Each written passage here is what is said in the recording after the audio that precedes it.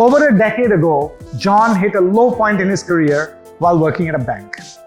Having just returned to New York from a long expat assignment in Asia, expecting a bigger role as a reward for his leadership, he instead found himself a smaller fish in a bigger pond, stuck in a bureaucratic loop where he was unable to contribute as much. Frustrated, he tried to leave, but got convinced by his bosses to take an assignment in London instead, displacing his family once again under the promise of a promotion.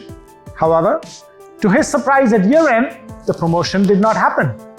His bosses told him they tried their best but were unable to push the promotion through because it had been a difficult year for the bank overall. John was crushed. He could not understand why his bosses had not honored their commitment. He felt particularly cheated because he had already declined a big offer from a competitor bank a year ago in New York, and it put his family and himself through yet another relocation.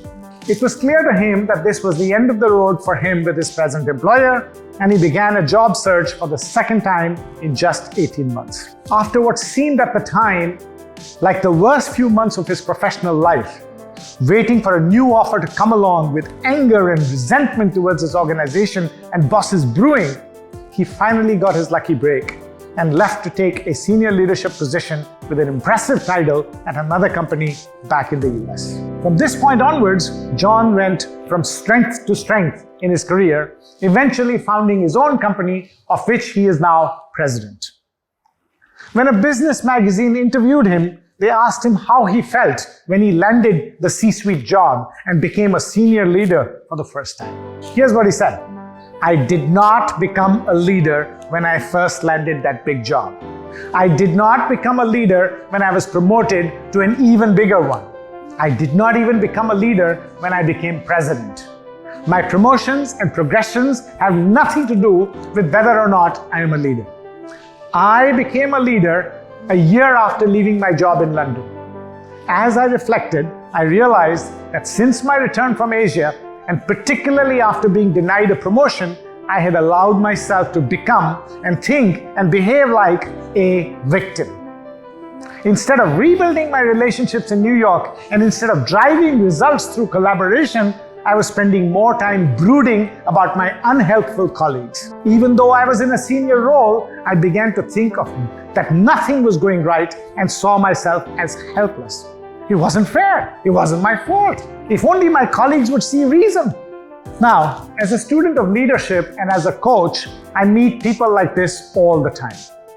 No matter how senior they become, many big bosses acquire a negative and cynical mindset upon facing resistance, blaming those around them for their lack of impact. Such bosses are what I call powerful victims. Even while they occupy positions of immense power, they prefer to complain about their environment rather than proactively finding solutions. It is easy to fall into this trap because it is the natural first instinct to shift blame on others.